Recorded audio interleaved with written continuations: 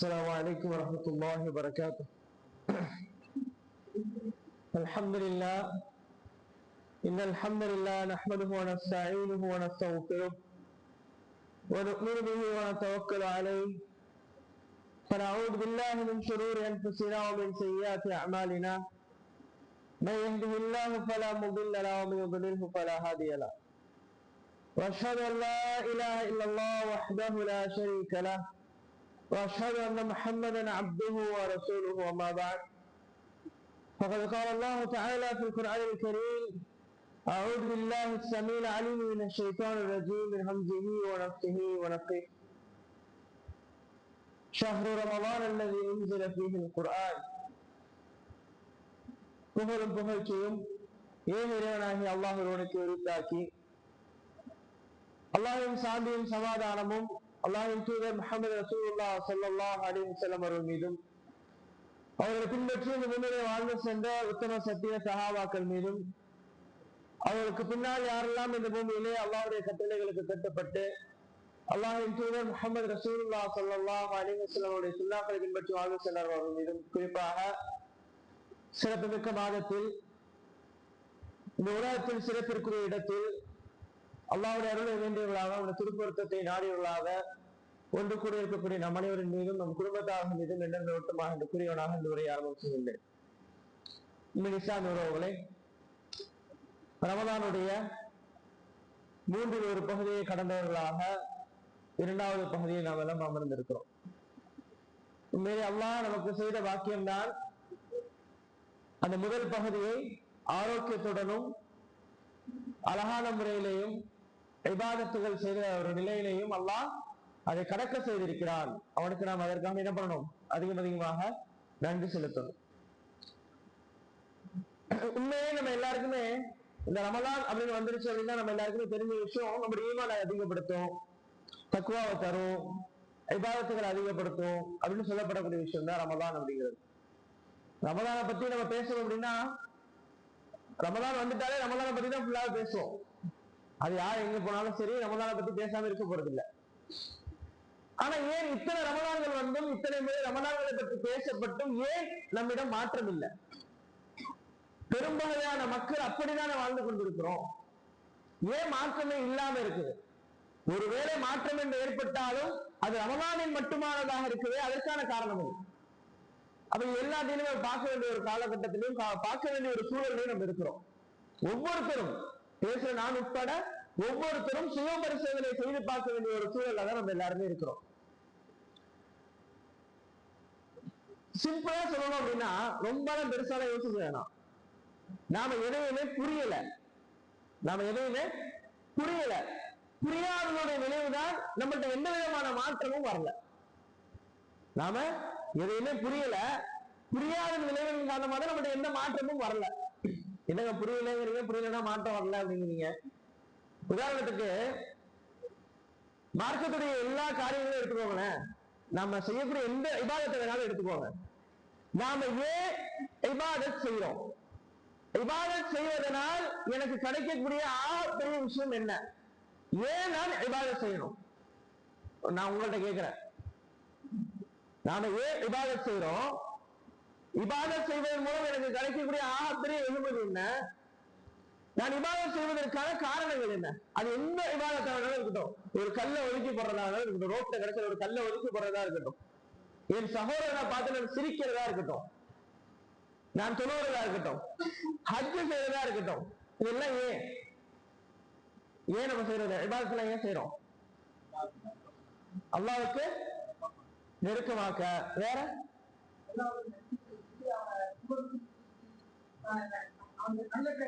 Okay, அல்லாஹ்விடத்துல நெருக்கத்தை ஏற்படுத்தி அல்லாஹ் அவங்களுக்கு நன்றி செலுத்தி அவங்க நெருங்குறதுக்கு வேற என்ன காரணம்? முக்கியமான காரணம் என்ன நினைக்கிறீங்க? இதுதான் முக்கியமான காரணம், இதை தவிர வேற காரணம் இல்ல. சொர்க்கத்தை அடைய. நல்லா புரிஞ்சுக்கணும். நம்ம இப்ப நம்ம சொன்ன விஷயத்துக்கு எல்லாம் முக்கியமான ஒண்ணு நம்மகிட்ட இல்லைன்னா இது எதையுமே நம்மளால அடைய முடியாது. இப்ப இபாதத் செய்யற எல்லாமே எதுக்காக இபாதத் செய்யறாங்க? எல்லாருமே எதுக்காக தானே செய்யறாங்க? இபாதத் செய்யக்கூடிய எல்லாரும் எதற்காக இபாதத் செய்யறாங்க? சொர்க்கத்தை அடையணும். இப்ப நீங்க நம்ம சொன்ன இப்ப என்ன கருத்து எல்லாம் சொல்லப்பட்டுச்சு அதுக்காக தானே. ஆனா சில வரலாற்று சம்பவங்களையும் சில மனிதர்களுடைய வரலாறுகளையும் எடுத்து பார்க்கும்போது அவங்களும் இதே இபாதத்தை தான் செஞ்சிருக்கிறாங்க, அவங்களும் அந்த நோக்கத்துல செய்யப்பட்ட இபாதத் தான். ஆனால் அந்த இபாதத்துகள் எதுவும் அவர்களை சொர்க்கத்தில் கொண்டு போய் சேர்க்கவில்லை என்பதை பார்க்கிறோமா இல்லையா? பார்க்கிறோமா இல்லையா? இபாதத் செஞ்சாங்க சொர்க்கத்துக்கு போனாங்கன்னு இருக்கணும், ஆனா இபாதத் செஞ்சாங்க சொர்க்கம் போகலன்னு இருக்கிறத பார்க்கிறோம். இபாதத்து மூட்டை மூட்டைகளாக கொண்டு வந்தாங்க, சொர்க்கத்துக்கு போறதுக்கு முன்னாடி எல்லாத்தையும் இழந்தாங்கிறத பார்க்கிறோம். என்ன காரணம்? நாம சொன்னோம் இபாதத் செய்யறதுக்கு இதுக்குதான் சொன்னோம், ஆனா அந்த செய்யப்பட்ட இபாதத்தின் காரணமா அந்த எந்த நலவையும் எந்த பயனையும் அடையலையே. இதுதான் பாயிண்ட். அல்லாஹ் குர்ஆன்ல அததான் சொல்றான். சூரா பக்ரால அல்லாஹ் பேசும்போது அததான் சொல்றான். யா அய்யுஹன் நாஸ் உபுது ரப்பக்கும் அல்லதி خلقكم والذين من قبلكم لعلكم تتقون. ஓ மக்களே, அல்லாஹ் கூப்பிடுறான், மக்களே நீ உங்களோட இறைவனை நீங்க வணங்குங்க, நீங்க வணங்குங்க. அவன் எப்படிப்பட்ட இறைவன் தெரியுமா? உங்களையும் உங்களுக்கு முன்னுள்ளவர்களையும் அவன் தான் படைச்சான். அப்படிப்பட்ட உங்களோட இறைவனை நீங்க வணங்குங்க, லஅல்லக்கும் தத்தகூன், நீங்கள் இறையச்சமுடையவர்கள் ஆகலாம். நம்ம உண்மையில இறையச்சம் சொல்றோம். ஆக்சுவலா அந்த தக்குவாங்கிறது இறையச்சம் அப்படின்னு இல்ல.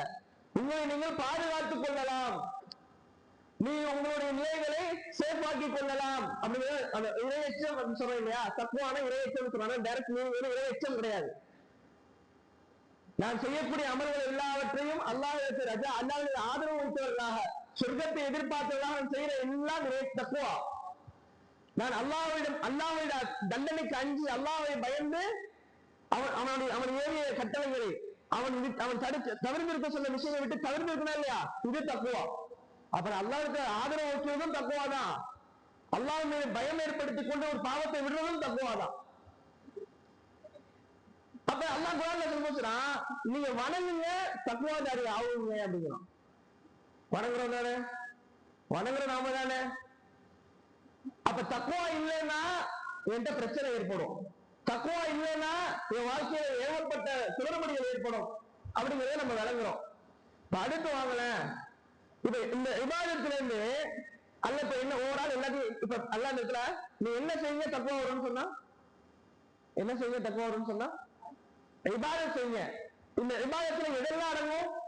எதெல்லாம் இபாதத்தும் எல்லாமே இதுக்குள்ள அடங்கும் தானே? இப்ப அல்லாஹ் தனியா ஒரு விஷயத்தை பேசுறான், நோன்பை மட்டும் தனியா பிரிச்சு எடுத்து பேசுறான். யா அய்யுஹல்லதீன ஆமனூ குத்திப அலைக்குமுஸ் ஸியாம் கமா குத்திப அலல் லதீன மின் கப்லிக்கும் லஅல்லக்கும் தத்தகூன். நீங்க நோன்பு உங்களுக்கு ஈமான் கொண்டவர்களே, உங்களுக்கு முன்னிருந்தவர்கள் மீது நோன்பு கடமையாக்கப்பட்டது போல் உங்கள் மீது நோன்பு நம்ம கடமையாக்கி இருக்கிறோம். லஅல்லக்கும் தத்தகூன், நீங்கள் இறையச்சமுடையவர்கள் ஆகலாம். அல்லாஹ் நோன்பை பற்றி சொல்லும்போது என்ன சொல்றான்? நீங்கள் இறையச்சமுடையவர்கள் ஆகலாம்னு அல்லாஹ் இபாதத்தை தனியா பிரித்து ஸ்பெஷலா நோன்பு வேற எடுத்து பேசுறான். ஈமான் இஸ்லாத்துடைய 5 முக்கியமான கிளைகள் இருக்கா இல்லையா? இஸ்லாத்துடைய 5 கிளைகள் முக்கியம் இல்லையா? அதுல அல்லாஹ் சொல்லக்கூடிய இபாதத்துகள்ல ஷஹாதா, தொழுகை, ஸௌம் ரமலான், இந்த ரமலானுடைய நோன்பு ஈமானுடைய அஸ்திவாரம். இது இல்லைன்னா இஸ்லாம் இல்ல. அப்ப அந்த அளவுக்கு முக்கியத்துவப்படுத்தி பேசப்படக்கூடிய ஒரு இபாதத் இந்த நோன்பு. இந்த நோன்பு அல்லாஹ் மொத்த இபாதத்திலிருந்து பிரிச்சு ஃபர்ஸ்ட் வெளியில எடுக்கிறான், அதை எடுத்து முழுமைப்படுத்துறான். இதை செஞ்சுதான் உனக்கு தக்குவா வரும். சரியா? இப்ப அடுத்து இதை அப்படியே வச்சுட்டு குர்ஆனை பத்தி அல்லாஹ் குர்ஆன்ல பேசுறான். என்ன சொல்றான் குர்ஆனை பத்தி? அலிஃப் லாம் மீம் ஸாலிகல் கிதாபு லா ரைப ஃபீஹ், இந்த வேதத்துல எந்த சந்தேகமும் இல்ல. ஹுதல் லில் முத்தகீன், இது தக்வா உள்ளவர்களுக்கு நேர்வழி காட்டும். யாருக்கு நேர்வழி காட்டும்? குர்ஆன் யாருக்கு நேர்வழி காட்டும்? ஹுதல் லில் முத்தகீன், தக்வா உள்ளவர்களுக்கு இது நேர்வழி காட்டும். நல்லா கவனிங்க, நான் இபாதத்தின் மூலம் தயாராவது யாராக? தக்குவாதாரியா நான் தயாராகும். இபாதத் செஞ்சா நீ தக்குவா மாறிடுவ, நோன்பு வச்சா நீ தக்குவா மாறிடுவ. ஏன் நான் மாறணும் தக்குவாவா? தக்குவாதாரியா நான் ஏன் மாறணும்? ஏன்னா நான் தக்குவாதாரியா மாறினாதான் குர்ஆன் எனக்கு நேர்வழி காமிக்கும். குர்ஆனுடைய யதார்த்தம் அல்லாஹ் அப்படிதான் வச்சிருக்கிறான். ஹுதல் லில் முத்தகீன், யாருக்கு நேர்வழி காமிக்கும் குர்ஆன்? குர்ஆன் யாருக்கு நேர்வழி காமிக்கும்? முத்தகீன்களுக்கு தான் நேர்வழி காமிக்கும். இப்ப நல்லா கவனிச்சு பாருங்களேன், ரமலானுடைய மாசத்துல எந்த 2 அல்லாஹ் ஒண்ணு சேர்க்கிறான்? எந்த ரெண்டு மிகப்பெரிய விஷயத்தை அல்லாஹ் ஒண்ணு சேர்க்கிறான் ரமலானுடைய மாசத்துல? எந்த ரெண்டு விஷயத்தை அல்லாஹ் ஒண்ணு சேர்க்கிறான்? அல்லாஹ்வுடைய வேதத்தையும் தக்வாவை ஏற்படுத்தக்கூடிய நோன்பையும் அல்லாஹ் ஒண்ணு சேர்க்கிறான். மற்ற எந்த மாசத்துல எப்படி சேர்க்கிறானா? ரமலானுடைய மாசத்துல அல்லாஹ் நோன்பையும் ஒண்ணு சேர்க்கிறான், அவனுடைய வேதத்தையும் ஒண்ணு சேர்க்கிறான். இப்போ நான் வைக்கக்கூடிய நோன்பு எனக்கு தக்வாவை ஏற்படுத்துமையானால் அடுத்த 11 மாதங்கள் எனக்கு குர்ஆன் நிறைவேறிக்காது. இந்த ரமலானுடைய நோன்பு எனக்கு தக்வாவை ஏற்படுத்தி இருக்குமேயானால், தக்வாவை தந்திருக்குமேயானால் அடுத்த 11 மாதம் நிறைவேறி காமிக்கும் குர்ஆன். அது முத்தகிங்களுக்கு தான் நிறைவேறி காமிக்கும் இல்லையா? இப்போ இந்த நோன்பு என்ற சரியாயிடுச்சுன்னா குர்ஆன் எனக்கு நிறைவேறி காமிக்கும். அப்ப 11 மாசம் பிரச்சனை இல்லை. அடுத்து யாரும் வந்து இறங்கிடுவா? அடுத்த ரமலான் வந்து இறங்கிடும். அப்ப என்ன, அப்படியே சேஃபா கூட்டிட்டு போய் நிறுத்தி அடுத்து திரும்ப சேஃபா கூட்டிட்டு போய் நிறுத்தி என் வாழ்க்கையில இறுதி பகுதி வரைக்கும் என்ன சேஃபாவே கொண்டு போய் நிறுத்ததுக்கான வழி அல்லாஹ் ஏற்படுத்தி தந்துட்டான். ஆனாலும் ஏன் இந்த சமுதாயம் இன்னும் பலவீனமாகத்தான் சென்று கொண்டிருக்கிறதே தவிர பலமான ஒரு சமுதாயமாக மாறவில்லை? ஏன் முந்தைய ரமலானுக்கும் இப்ப இருக்கக்கூடிய ரமலானுக்கு மேல மாற்றம் ஏற்பட்டிருக்குதான்னு கேட்டா ஏற்பட்டிருக்கு. பலவீனமான மாற்றமாக இருக்குதுங்கிறத நம்ம பாக்குறோம். என்ன காரணம்? ஆரம்பத்துல சொன்னா இல்லையா, நம்ம இன்னும் புரியல அப்படின்னு. உண்மையிலேயே நாம நோக்கக்கூடிய நோன்புகளை எல்லாம் புரியாம நோக்கிறோம், ஓதக்கூடிய குர்ஆனை புரியாமல் ஓதுகிறோம். இது எல்லாம் தான் நம்முடைய இபாதத்துகள் அழகாகாமல், என்னுடைய ஈமான் இன்னும் முழுமை பெறாமல் இருப்பதற்கான முக்கியமான காரணம். உதாரணத்துக்கு சொல்ல பாருங்க, நாம புரியாம நோன்பு வச்சுட்டு இருக்கிறோம். அல்லாஹ் பாதுகாக்கணும். பேசுற என்னையும் கேட்கிறவங்களையும் இந்த நிலையிலிருந்து மாற்றணும். சஹர் நேரம் முடிய போகுது, டைம் ஆயிடுச்சு. இப்பதான் முழிக்கிறேன், இப்பதான் முடியும், இன்னும் 5 நிமிஷம் தான் இருக்கு. சஹர் நேரம் முடியறதுக்கு 5 நிமிஷம் தான் இருக்கு. இப்பதான் முழிக்கிறேன். பேசுற என்ன சேர்த்துதான் சொல்றேன். நம்ம என்னவா இருக்கும்? 5 நிமிஷம் தான் இருக்கு. பாங்க சொல்லிடுவாங்க 5 நிமிஷத்துல. இந்த 5 நிமிஷத்துல பாங்க சொல்லிடுவாங்க. டக்குனு ஏதோ ஒரு அசதியில தூங்கிட்டு தான் எந்திரிக்கிறேன். என்னவா இருக்கும் நம்ம நிலைமை? நம்ம நிலைமை என்னவா இருக்கும்? என்னவா இருக்கும்? இது ஓப்பனா சொல்லுங்க, என்னவா இருக்கும்? சாப்பிடலையே, ஐயா தண்ணி குடிக்கலையே, சீக்கிரம் சாப்பிட்டு தண்ணியை குடிச்சிடும். ஏன் அப்படி செய்யலன்னா என்ன ஆயிடும்? மூத்தா போயிடுவோமா இன்னைக்கு? இல்ல ஏன் நான் இதை சொல்றேன்னா, அது இயல்புல வர்றதுதான், தப்பு இல்லை. ஆனா அல்லாஹ் குர்ஆன்ல முஃமின்களை பத்தி சொல்லும் போது அவங்க சஹர்ல எப்படி இருப்பாங்க, அவங்க நிலைமை எப்படி இருக்குங்கிறத சொல்றான். ஒரு முஃமின்கள் சஹர்ல எப்படி இருப்பாங்கங்கிறது அல்லாஹ் குர்ஆன்ல எக்ஸ்பிளைன் பண்ணி காமிக்கிறான். வஃபி அஸ்ஹாரிஹிம் யஸ்தக்ஃபிரூன், அவர்கள் சஹருடைய நேரத்தில் அல்லாஹ்விடம் பாவ மன்னிப்பு தேடிக் கொண்டிருப்பார்கள். உண்மையிலேயே நான் இறைச்சத்துல மேலானவனாக இருந்தால் அந்த எழுந்திருச்சு 5 நிமிஷத்துல அஸ்தக்ஃபிருல்லாஹ், அல்லாஹ் என்ன மன்னிச்சிரு, அல்லாஹ்வுடைய பாவங்களை மன்னிச்சு, அந்த கேப்ல நான் பாவ மன்னிப்பு கேட்கணுங்கிற ஆசை எனக்கு வரும். பேசுற வேண்டிய இல்லையே, அது பேச வேண்டியது இல்லையே. என்ன காரணம்? இன்னும் நம்ம இன்னும் மாறல, முழுசாவே மாறல. நம்ம தக்குவான என்னன்னு புரியல. சஹருடைய நேரத்தில் முஃமின்கள் அல்லாஹ்விடம் பாவ மன்னிப்பு தேடிக் கொண்டிருப்பார்கள். நம்மளுடைய நிலைமை என்ன? சஹருடைய நேரம் முடிய போகுதுன்னா எவ்வளவு தண்ணி குடிக்க முடியுமோ குடிச்சுக்கணும், எவ்வளவு சாப்பாடை சாப்பிட முடியுமோ கடைசி வாயை எடுத்து வைக்க முடியுமோ வச்சிருக்க. சஹர் நேரம் முடிய போகுது. உண்மையிலே ஒரு முஃமின் அவனுக்கு சஹருடைய இறுதி நேரத்துல உண்மையிலே தக்வாவை அடைந்த ஒரு முஸ்லிம் சஹருடைய நேரம் இறுதியில சாப்பாடையும் தண்ணியும் முடிஞ்ச அளவுக்கு அவன் சாப்பிட்டு எடுத்து வச்சுட்டு அவன் எதுக்காக வேண்டி தயாராவான்? அல்லாஹ்விடம் இஸ்திக்ஃபார் செய்வதற்காக வேண்டி தயாராவான். நோன்பு என்னது தரும்? தக்வாவை தரும். தக்வா வந்தா ஒரு மனிதன் எப்படி மாறுவான்? இபாதத் செய்யக்கூடியவனா மாறுவான். எல்லா இபாதத்தையும் முழுமையாக செய்யக்கூடியவனா மாறுவான். விருப்பத்தோட செய்யக்கூடியவனாக மாறுவான். சரியா? நோன்பு திரும்பவும் நான் கேட்கிறேன், ஏன்னா அடுத்து சொல்லும் போது மாறிடக்கூடாது. நோன்பு வச்சா தக்வா அதிகரிக்கும். தக்வா அதிகரிச்சுன்னா இபாதத்துகளை பரிபூர்ணமா பண்ணுவான். அந்த இபாதத்தை செய்யறதுல ஆசை வைப்பான். இதெல்லாம் நடக்கும். சரி, சஹரை வச்சுட்டு வந்தாச்சு பள்ளிக்கு. இமாம் ருக்குவ கொஞ்ச நேரம் நீட்டிட்டாரு, இல்ல தொழுகையை நீட்டிட்டாரு. என்ன நடக்கும்? நீ சமுதாயத்தில் நடக்கிறத பாக்குறோமா இல்லையா? சஹர் வச்சுட்டு என்னால தொழுகையை நீட்டி தொழ முடியல. ஏங்க என்ன காரணம்?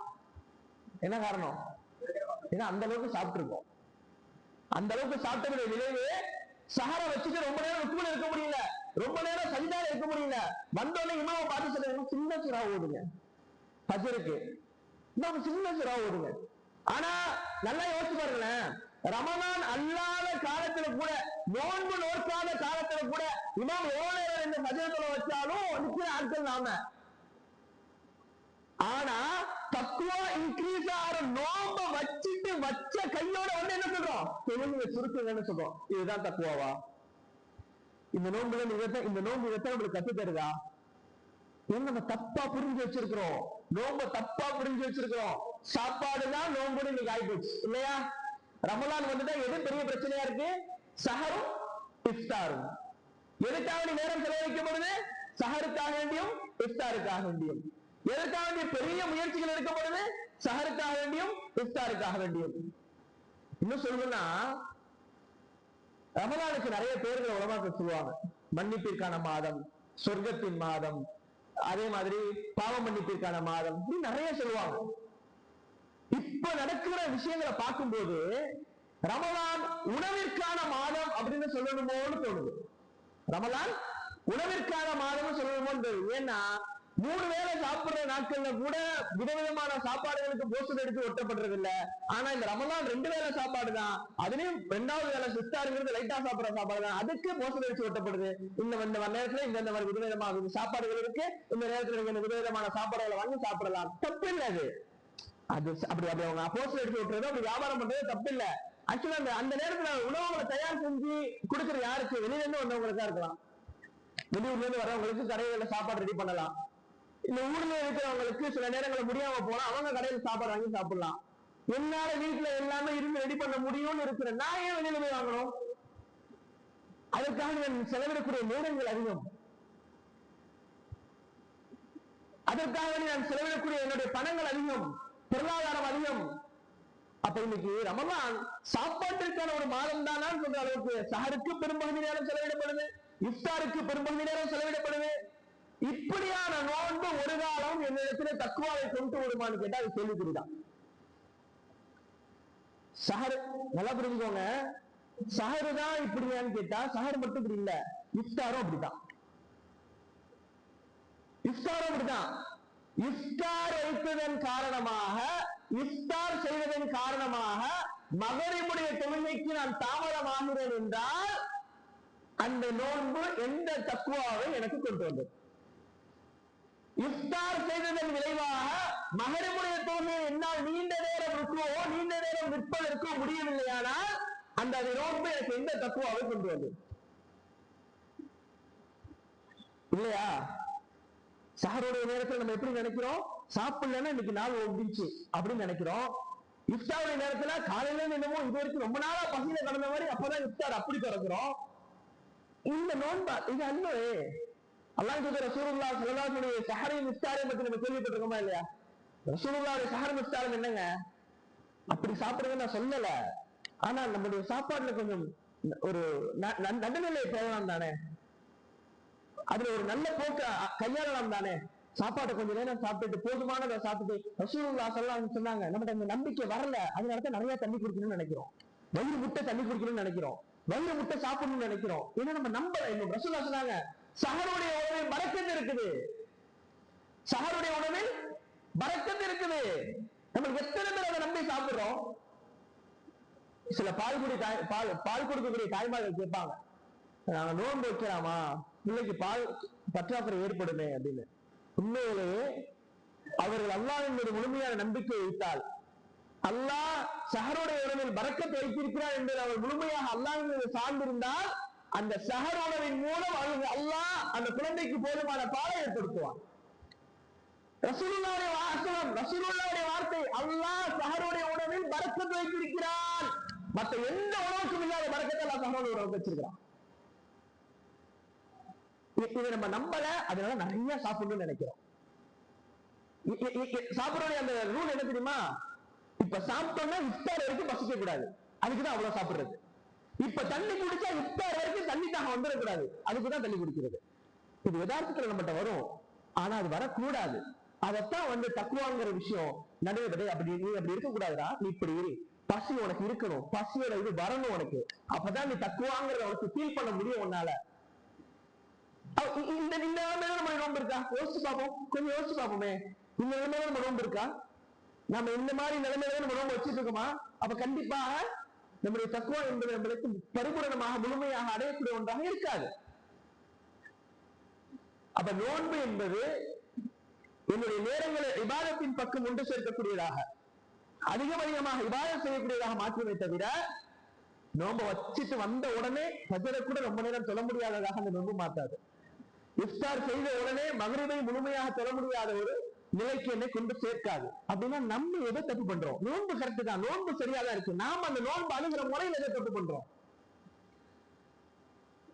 பாருங்களேன். கடைசி 10 வருதா நைட்டு என்ன நடக்கும்? கடைசி பத்துல நைட்டு என்ன நடக்கும்?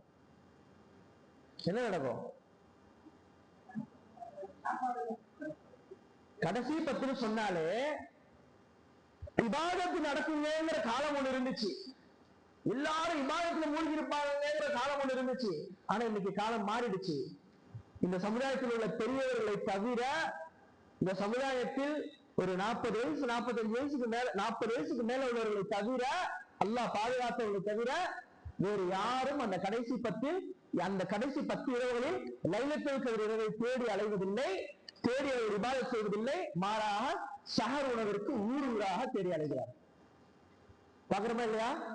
இந்த முதல் 20 நாள் இரவுல கூட இங்க இருந்து கிளம்பி அந்த ஊருக்கு போறது, அந்த ஊர்ல இருந்து கிளம்பி இந்த ஊருக்கு போறது, நாகப்பட்டினம் கிளம்பி காரைக்காலுக்கு போய் மந்தி சாப்பிடுறது, அங்கிருந்து இரவாஞ்சேரி போறது, மீன் பிரியாணி போடுறது, மீன் பிரியாணி ஆக்குறதுக்கான ஒரு நேரத்தை செலப்படுறது, இதெல்லாம் கிடையாது. முதல் 20 நோம்புல கிடையாது, பெரிய லெவல்ல கிடையாது. அங்க ஒண்ணு இங்க ஒண்ணுமா நடக்கும். ஆனா கடைசி 10 எங்க போனாலும் நடக்கும். கடைசி 10 எடுக்கூடியது முதல் 20 விட ஆக கவனம் எடுத்து எல்லாவற்றையும் தூக்கி ஒதுக்கி வைத்து விட்டு பள்ளிவாசலில் ரசூலுல்லாஹி ஸல்லல்லாஹு அலைஹி வஸல்லம் அமர்ந்து இஅ்திகாஃப் இருந்து லைலத்துல் கத்ரை தேடி அந்த 10 இரவுகளும், பள்ளிவாசலை விட்டு வெளியேறி முழுக்க தெருக்களில் நின்று லைலத்துல் கத்ரை வீணடிக்கக்கூடிய இஸ்லாமிய வாலிப சமுதாயத்தை நாம் உருவாக்கி வச்சிருக்கோம்.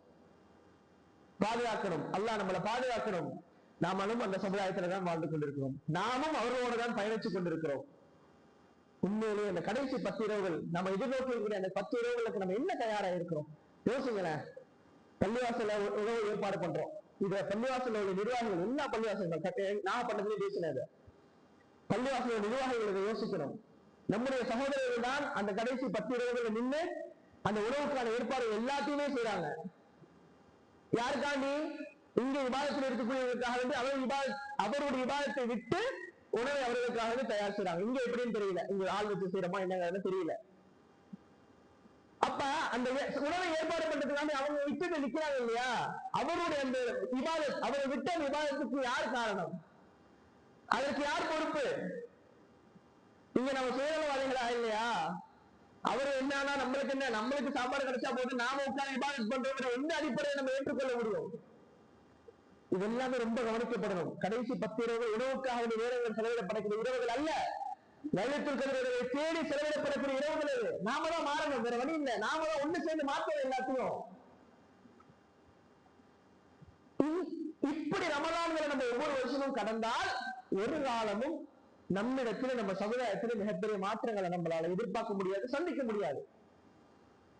அப்ப நோன்பு என்னங்கிறது நம்ம புரியணும். சஹருடைய உணவுல பரக்கத்து இருக்கு, அதை புரிஞ்சா சஹருடைய உணவு பெருசா இருக்காது, நீண்ட நேரம் சஹருடைய உணவா இருக்காது.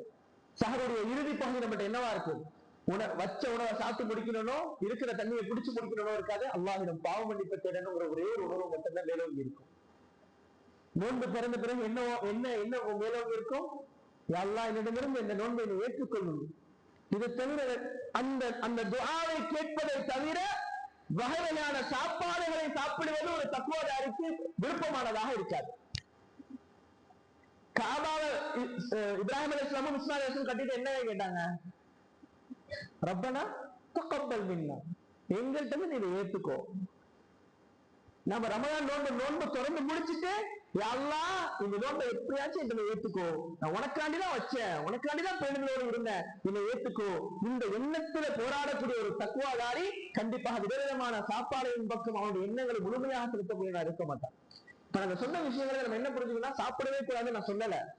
அந்த சாப்பாட்டின் மூலம் என்னுடைய இபாதத்துகள் தடைப்படக்கூடாது, அந்த சாப்பாடுகளின் காரணமாக என்னுடைய இபாதத்துகள் தூரமாக்கப்படக்கூடாது, மகரிபு தொழுகை எனக்கு கஷ்டமாக்கப்படக்கூடாது, ஃபஜ்ருடைய தொழுகை எனக்கு சுருக்கமாக்கப்பட வேண்டும் என்கிற எண்ணம் உருவாகக்கூடாது. இந்த நோன்பு தான் எனக்கு என்ன மாற்றத்தை ஏற்படுத்தும்? மிகப்பெரிய மாற்றத்தை நம்மகிட்ட ஏற்படுத்தும். சரி, இந்த மாற்றம் நம்மகிட்ட ஏற்பட்டுருச்சு. இந்த ரமலான் அல்லாஹ் எதையும் முன்னு சேர்த்தான்? நோன்பையும் குர்ஆனையும் முன்னு சேர்த்தான். சரியா? இந்த நோன்பு நம்மகிட்ட பிரச்சனையா இருக்கு. சரி, ஒருவேளை நோன்பு நம்மகிட்ட சரியாயிடுச்சு. இப்ப குர்ஆனுக்கு வருவோம். குர்ஆனோட நம்மளுடைய நிலைமை என்னவா இருக்குது? ஏன்னா குர்ஆன் அதுவும் நம்மளுக்கு தக்வாவை உருவாக்கக்கூடியதுதான், தக்வாவை ஏற்படுத்தக்கூடியதுதான். குர்ஆனோட நம்மளுடைய தொடர்பு என்னவா இருக்கு? ஏன்னா நம்ம ஆளுநர் நோன்பு புரியாம தான் செஞ்சுட்டு இருந்தோம். அல்லாஹ் பாதுகாக்கணும். இப்ப குர்ஆனுடைய விஷயத்தையும் குர்ஆனை அணுகும் போது நம்ம எப்படி அணுகிறோம்? புரியாம தான் அணுகிறோம் இல்லையா?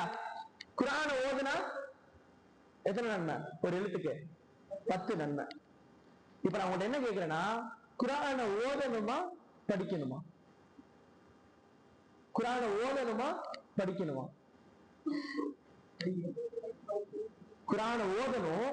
ஆனா அதுக்கு முன்னாடி நம்ம குர்ஆனை படிக்கணும்.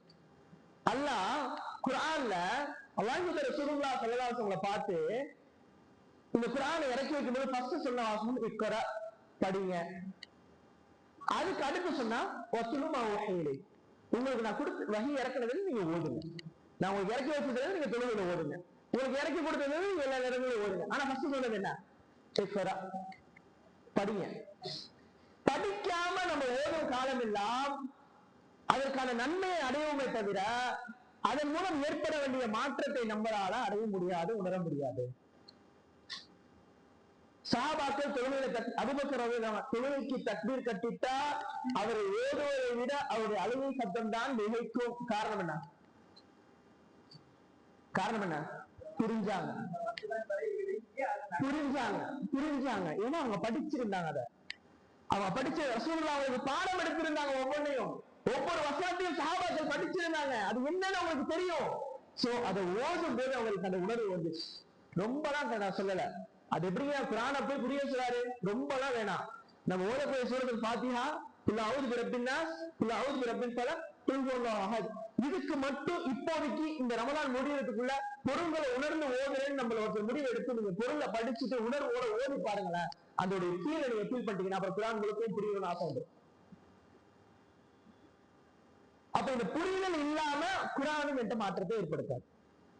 இந்த புரிதல் இல்லாம குர்ஆனும் என்ற என்ன ஏற்படுத்தாது? மாற்றத்தை ஏற்படுத்தாது.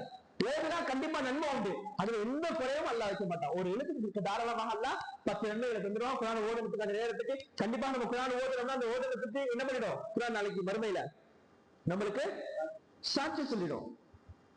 ஆனா இந்த அமல்கள் எல்லாம் நாளைக்கு சொர்க்கத்திற்கு என்னை கொண்டு போய் சேர்க்க வேண்டுமே, ஆனால் அதன் மூலம் இருக்க வேண்டிய தக்குவா எனக்கு வரலன்னா கண்டிப்பா இந்த அமலை சேர்த்து ஒரு பிரயோஜனம் இல்லாம நம்ம வாழ்க்கை நாளைக்கு மறுமையில மாறும் இன்ஷா அல்லாஹ். அப்படியானால் நாம அஜமி, அரபி மொழி அல்லாத மக்கள், எனவே நம்ம டக்குனு குர்ஆனை விளங்குறது அப்படிங்கிறது அது நம்ம முயற்சி எடுக்கணும். அதற்கான வகுப்புகள் அமரணும்.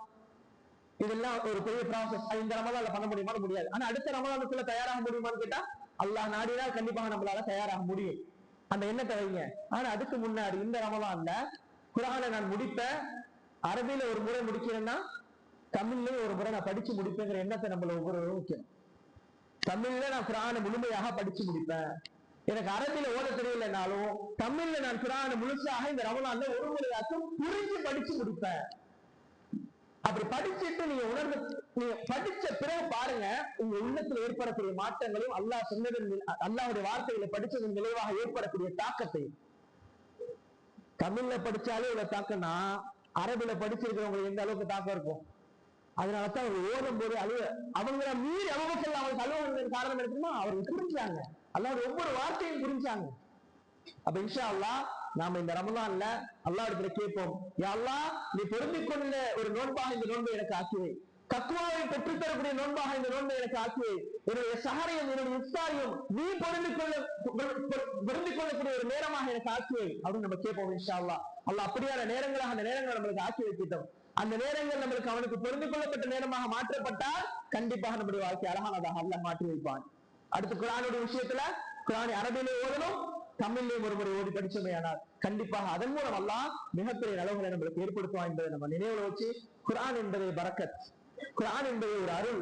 குர்ஆனின் மூலம் ஏற்படக்கூடிய நலவுகள் மிகப்பெரியது என்பதை நம்ம புரிஞ்சுக்கணும். நம்ம குர்ஆனோடு அதிகமாக தொடர்பு ஏற்படுத்தக்கூடிய ஒரு மாதமாக இந்த ரமலானுடைய மாதம் கொடுக்கப்பட்டிருப்பது வெறுமனே ஓடி கலைந்து செல்வதற்கு அல்ல. ஓடுவதன் மூலம் என்னிடத்திலே மாற்றம் ஏற்பட வேண்டும் என்பதற்காக தான் ரமலானோட அல்லாஹ் குர்ஆனையும் நோன்பையும் சேர்த்திருக்கிறான். நோன்பின் மூலம் தக்வா எனக்கு இன்க்ரீஸ் ஆகும். தக்வா இன்க்ரீஸ் ஆக குர்ஆன் எனக்கு வழி காண்பிக்கும். குர்ஆன் எப்ப எனக்கு வழி காண்பிக்கும்? குர்ஆனை நான் புரிய ஆரம்பிச்சா மட்டும்தான். குர்ஆனை நான் புரிய புரிய புரிய ஒவ்வொரு விஷயத்தையும் அல்ல சக்காத்தை பத்தி என்ன பேசுறா, சதகாவை பத்தி என்ன பேசுறா, தொழுகையை பத்தி என்ன பேசுறாங்கிறத புரிய புரிய புரிய எல்லாம் என்ன பண்ணுவோம்? அது அந்த குர்ஆனின் மூலமாக அல்லாஹ் நம்மளுக்கு நேர்வழி ஏற்படுத்துவான் என்பதை நம்ம விளங்கிக்கிறோம். அன்பு இஸ்லாமிய ஒரு சாதாரணமான விஷயம் அல்ல இந்த குர்ஆன் என்பதும், இந்த இஸ்லாம் என்பதும், இந்த நோன்பு என்பதும். சீசனுக்கு சீசன் வருது, நம்மளும் அதை மாதிரி வச்சுட்டு கடந்து போயிடுவோம். நோன்பு வந்தா நோன்பு வைக்கணும் அப்படின்னு கடந்து போற ஒரு விஷயமா இருக்கக்கூடாது. இந்த ரமலானில் அல்லாஹ் இந்த இடத்துல என்ன மிகப்பெரிய மாற்றத்தை எதிர்பார்க்கிறான் என்று, என்ன மிகப்பெரிய மாற்றம் வரப்போகிறது என்பதை நம்ம எல்லாருமே அதுல கொஞ்சம் கவனம் எடுக்கணும். இன்ஷா அல்லாஹ் அதற்கான தௌஃபீக் அல்லாஹ் நம்ம எல்லாருக்குமே செய்யணும்.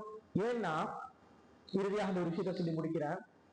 அல்லாஹ்வின் தூதர் ரசூலுல்லாஹ் ஸல்லல்லாஹு அலைஹி வஸல்லம் சொன்னாங்க, இந்த நோன்பு, இந்த ரமலானுடைய மாதம், இந்த நோன்பு வைக்கக்கூடியவருடைய மிகப்பெரிய கோல், மிகப்பெரிய இலக்கு, இந்த ரமலானை விட்டு வெளியேறும் போது அவர் எதோட வெளியேறணும்? பாவ மன்னிப்போட. பாவம் எப்ப மன்னிக்கப்படும்? தக்வா என்கிட்ட இருந்தால்தான் பாவம் மன்னிக்கப்படும். குர்ஆன் எனக்கு வழிகாண்பிச்சு இருந்தால்தான் பாவம் மன்னிக்கப்படும். இந்த ரெண்டும் எனக்கு இருந்தால்தான் பாவம் மன்னிக்கப்படும். ரசூலுல்லாஹி ஸல்லல்லாஹு அலைஹி வஸல்லம் ஜிப்ரீல் அலைஹிஸ்ஸலாம் செய்த துஆவுக்காக வேண்டி ஆமீன் சொன்னாங்க. ஜிப்ரீல் அலைஹிஸ்ஸலாம் செஞ்சாங்க, யார் ரமலானை அடைந்தும் அவருடைய பாவங்கள் மன்னிக்கப்படவில்லையோ அவர் நாசமாகட்டும் என்று ஜிப்ரீல் அலைஹிஸ்ஸலாம் செஞ்சதுக்கு ரசூலுல்லாஹி ஸல்லல்லாஹு அலைஹி வஸல்லம் ஆமீன் என்றார். இந்த துஆ ஏற்றுக்கொள்ளப்பட்ட துஆ அல்லாஹ்விடம். நாம் இந்த ரமலானை கடந்து வெளியேறும் பொழுது எவ்வளவு இபாதத்துகள் செய்திருந்தும் பாவம் மன்னிப்பை பெறவில்லையோ கண்டிப்பாக இந்த ரமலான் மிக மோசமான விளைவுகளை நமக்கு பிந்தைய வாழ்க்கையில ஏற்படுத்தும் என்பதை நம்ம மறந்துடக்கூடாது.